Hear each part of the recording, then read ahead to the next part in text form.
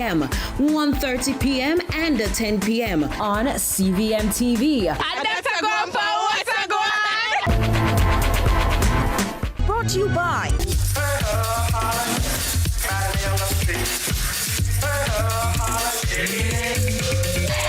some things are perfect from the start. Smell off. Tune in to Lead Story, weekdays at 6 p.m. Hosted by Jody Ann Quarry. Brought to you by Horizon, a new loan product from Access Financial Services.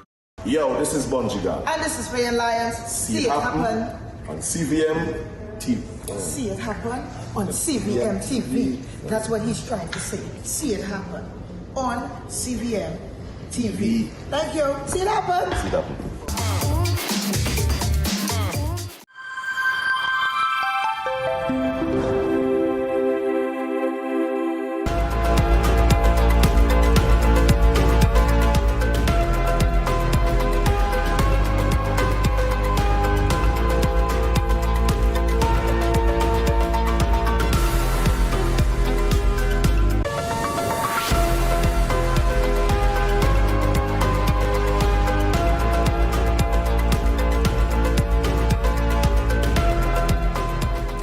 Thanks for joining us for CVM News Afternoon. It's Tuesday, April 28, 2026.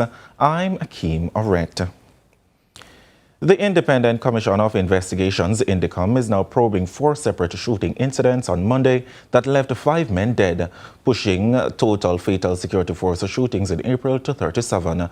The incidents spanning St. Andrew, St. Catharines, St. Thomas and Clarendon also raised renewed concerns as no body-worn cameras were reportedly used by officers involved. 113 people have been shot and killed by the security forces since 2026, 7 more than the 106 at the same time in 2025. In the meantime, opposition leader Mark Golden is renewing calls for the widespread use of body-worn cameras within the Jamaica Constabulary Force, saying they are critical for transparency and accountability amid concerns over police fatal shootings.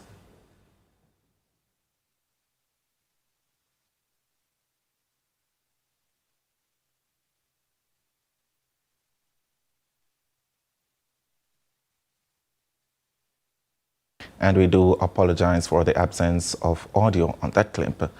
In the meantime, the People's National Party Youth Organization is joining a growing number of groups rejected the proposed NARA bill, raising concerns about transparency, accountability, and the concentration of power in its current form. Rejects the NARA bill in its current form. We also question Young Jamaica's endorsement of it. Urgent reconstruction after Hurricane Melissa cannot justify sacrificing good governance. This bill lacks checks and balances. It creates sweeping powers over billions of dollars while stripping away safeguards for public funds. In the meantime, Area 3 Deputy Council Leader Michael Stern is defending the government's proposed NARA bill amid growing public discussion. It's a bill with the oversight. All the oversight body will have an opportunity to do its level of oversight, whether it's from Integrity Commission or whether it's from any other form of oversight. And also the fact that the Prime Minister office covers jurisdiction over it. We are comfortable that what the government is trying to do with this bill is to do more, get projects off the ground much faster. Concerns are growing over governance at the National Solid Waste Management Authority, NSWMA, after reports that several senior officials may have been appointed without meeting required qualifications. According to political commentator Lloyd B. Smith, the situation reflects a troubling pattern in the public sector where appointments may be influenced more by connections than competence. From all indications, it would appear that this has been par for the course. In other words, over these many decades in the civil service, there has been the tendency to employ persons more so based on their particular affiliations or connections rather than dealing specifically with the requirements for the job in terms of qualifications and experience. We go back to that story now where opposition leader Mark Golden is renewing calls for the widespread use of body-worn cameras within the Jamaica Constabulary Force, saying they are critical for transparency and accountability amid concerns over police fatal shootings. There is no principled objection to the policy of body-worn cameras being worn, especially on specialized operations when the bulk of those killings take place.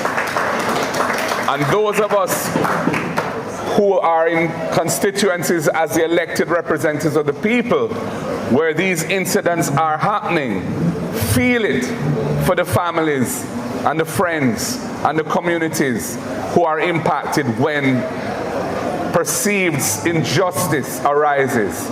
And it is happening too often, and the Minister of National Security should not pretend that there is no need for body-worn cameras or it's not viable. The Jamaica Teachers Association, JTA, has asked teachers to wear black on Tuesday as union meets with the Ministry of Finance today to negotiate outstanding salary claims. President Dr. Mark Malava says the action is a sign of solidarity, while noting that the negotiations are not merely a fight for increase in pay, but an act of social justice as teachers are among the lowest paid in the Caribbean. We have indicated to the government that there are some deal breakers for us. Again, these deal breakers are anchored into research, they're anchored into reports, they're anchored into best practices. And we are saying to the government that if they are serious about advancing the cause of education, then they have to treat with us. For us, we maintain that for us it is not merely a fight for increased salaries and conditions of service. For us, it's really a fight for social justice. Our teachers, Jody, are amongst the lowest paid in the Caribbean, as indicated in one of the latest CAPRA reports. We are nation builders, and we need to be treated as nation builders. There was an emotional moment in court on Monday during the Klansman gang trial as the prosecution witness recounted seeing her daughter's lifeless body for the final time. Our reporter Carla Ramdeen was in court. Another prosecution witness testified on Monday that her daughter died in February 2021 from kidney failure and COVID-19. When asked how her daughter appeared, the witness became visibly upset and began to cry before responding. She was vexed. Her face was vexed. The presiding judge, Justice Dale Palmer, sought clarification, asking if she was referring to seeing her at the funeral. Still in tears, the witness agreed and added that her daughter, who was brown, appeared black. She explained that the only way she recognized her was because she was her daughter. The prosecution then sought to clarify the condition of the deceased. What state was she in? The witness replied, dead. The prosecution then asked if she would be able to recognize her daughter again. The witness responded, I know her by her features, her face, everything. During the proceedings, the prosecution attempted to show a document to the witness, but an objection was raised by the defense. The defense argued that no proper foundation had been laid and that the witness could not speak to the nature of the document, making it inappropriate. But the prosecution clarified that the document was not being introduced for that purpose, but rather for identification of the image. The witness was then shown the image and identified it as her daughter. The image was then admitted into evidence. Under cross-examination, the defense questioned the clarity of the document. The witness was asked whether the image was blurry. She agreed that it was. Would you agree that the facial features are not clear? The witness said yes, but not so blurry that I can't see. The prosecution raised concern about the manner in which the question was being asked, suggesting there was danger in its framing. But the defense pointed out that the witness had already agreed the image was blurry. The question was repeated after being given the go-ahead from the presiding judge. Do you agree the document is blurry? The witness said, yes, it is blurry. Isn't it true that it is so blurry that the facial features are not clear? The witness replied, yes. The defense, Paul Gentles, who represents the accused Michael Wildman and Jerome Spike, inquired about the relation the witness's daughter had with the deceased Noah Smith. Do you know if your daughter worked for Noah Smith? The witness told the court she was not aware of the person her daughter worked with. The evidence relates to count 15 and 16 of the 32-count indictment brought by the Crown in connection to the 2020 robbery and murder of Noah Smith in St. Andrew. The accused are Michael Wildman, Jerome Spike, Nashawn Guest, and Giovanni McDonald, who are alleged to have knowingly facilitated the commission of these offences. Meanwhile, attorney Shannon Clark, who represents the accused Ryan Harrison, who is not under these counts, objected to the image identified by the witness and tendered into evidence. Clark argued that the evidence does not qualify to be admitted as an exhibit and should only be marked for identification. The presiding judge indicated that, sitting alone, he would hear what would normally be considered voir dire evidence. He stated that if during the 31D application the evidence does not meet the required threshold, he would not be entitled to consider it. Carla Ramdeen, CVM News. And we take a break inside CVM News at noon, but stay with us. Our live interview comes up next.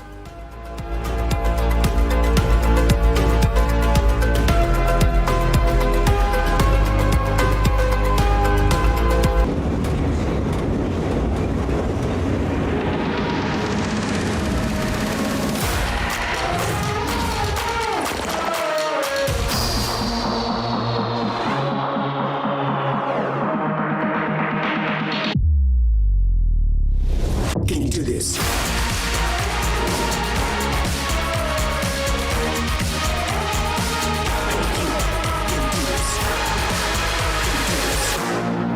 Ready, tech, grow! Business is fast, easy, flexible, and costs less. Oh, entrepreneurs, let's go digital! The government of Jamaica and the European Union present Digital Jamaica Training Series. Learn how technology grows your business. Choose the right digital tools. Manage your staff, customers, and money digitally. Data security and privacy. Artificial intelligence. We'll be in every parish. Apply online. www.jbdc.net. Log on fast. Digital Jamaica. Powering connectivity for MSMEs. I'm me, the stylist, no scammer, no style me. From the market to the farm to the office, money talk is everywhere. But are you making sense or nonsense? The Bank of Jamaica brings you common sense with BOJ. Real stories, real laughs, and real lessons to help you protect, grow, and manage your money. Mattress savings. At least my mattress. No charge me to sleep on it. Partner plan. Remember last year we needed our payouts early? But Miss Pam gave it to her cousin first. Or a sketchy loan flyer. Electrifying deals. See why making the right financial choices is pure common sense. Brought to you by Bank of Jamaica, empowering everyday Jamaicans one episode at a time. Grandpa, it's 2026. You can't keep hiding all your money in every single pocket forever.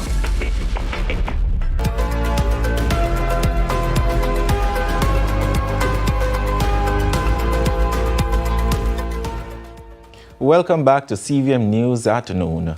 Driven by higher energy, transportation, and production costs linked to global conflicts and the weak dollar from the war in the Middle East, consumers have been warned to brace for an increase in both imported and locally produced goods. Well, the increase is inching closer as three local producers, namely the Separate Group, the Grace Company Limited, and Wisinco, have announced that despite their previous efforts in reducing costs for certain products, the current geopolitical pressures make rising costs inevitable, thus forcing the companies to apply an increase of 2 to 9% increase on their locally produced items. Joining us now to discuss this issue is the immediate past president of the Micro, Small and Medium-Sized Enterprises MSME Alliance Limited, Mr. Donovan Wignall. Good afternoon, Mr. Wignall. Thank you for joining us. Hi, good afternoon to you and the listeners. Thank you for having me. Not a problem. So what sort of direct impact will this increase have on both consumers? Well, increased costs. I mean, the obvious, thing that will happen that people have to shell out more money to purchase food, to pay for fuel, to pay for energy, for everything across the board. So, 2 it's hard, there's hardly anything a consumer or a citizen of any country, for that matter, can do at this moment, other than try as best as possible to reduce costs, just as is the same case with businesses. When you face increased inputs, increased cost of inputs, you have to look at ways in which you can reduce costs. It just makes times a little bit harder, unfortunately, for situations that really have nothing to do with us. So how impactful will the effects be on small business owners who buy and sell from these entities? Between 2 and 9%, I can't say that is very impactful, but the prices have been going up for a little while now. So the announced increase is, I wouldn't say it is very significant. If you look at it in real terms, say for example, if you were buying something for $100, you'll be paying $109 now, which in the greater scheme of things probably might not be that significant. But the bottom line is that prices are going up, times are already difficult, so it will become more difficult. But I think the increases could have been more. So, we thank God for small mercies. It's not as great as I anticipated it would have been. The fuel increase is another story. You're looking at people's, so for example, you used to fill your tank for $12,000. It's now up to $19,000 and $20,000 and $17,000. Now that is extremely significant. So people know, as far as fuel is concerned, energy is concerned, you're looking at the cost of putting fuel in your car to drive around, the cost of your light bill for your businesses and for your homes. It's going to be significant. What can you do about that? Pretty much nothing at this particular point in time, other than try and use less of what you used to use more of. So are there any concerns whatsoever on how the country's economy will recover the ripple effects from import costs? Well, in terms of recovery, we're going to go through some tough times. Hopefully, when the fuel cost goes down, the cost of oil goes down, because it will. As soon as this crisis ends in the Middle East, the cost of fuel will go down. But as they say in economics, prices are sticky downwards. So you will not see a significant decrease in prices commensurate to the decrease in the cost of oil. And that is the unfortunate part of the situation. But, we just have to continue to brace for more. This is the time now that the old adage of turn your hand, make fashion, and eat what we grow and grow what we eat comes into play. We currently have a glut of peppers, onions, tomatoes, ground provisions. Apparently, Melissa did a great reset in our agricultural sector. So we just have to grow more of what we eat and try to reduce, the imported stuff that are impacted greatly by fuel costs. But overall, as far as the economy is concerned, to get back to your question, we're going to see significant inflation. I think the BOJ would have projected this in their last report, that you're going to have inflation driven by price pressures coming out of the increase in the cost of inputs, driven by the cost of energy. So as it stands now, economically, inflation will be a major factor going forward, probably in the third and fourth quarter of the year. And generally across all sectors, increased prices, you're going to see more people probably asking for more as far as salaries are concerned. So, as they say in the street, the pressure going to turn up seriously. So what would you suggest to government to offset some of these increases? The unfortunate thing, the government can do very little because the situation has not yet, it's out of their control. The budget has already been cast. While they're going to get increased revenues from the increased prices of the imports, they're going to get increased revenues from the increased cost of fuel. they're going to get increased revenues from inflation in general. But, it's a situation where you get it with one hand and have to pay it out back with the next. But the government in general comes under the same pressures as with the citizens of the country.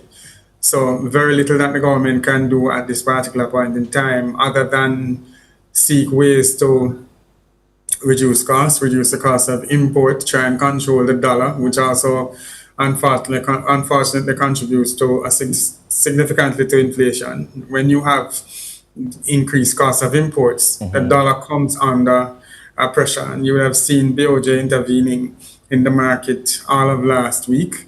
Fortunately, the dollar did not move significantly.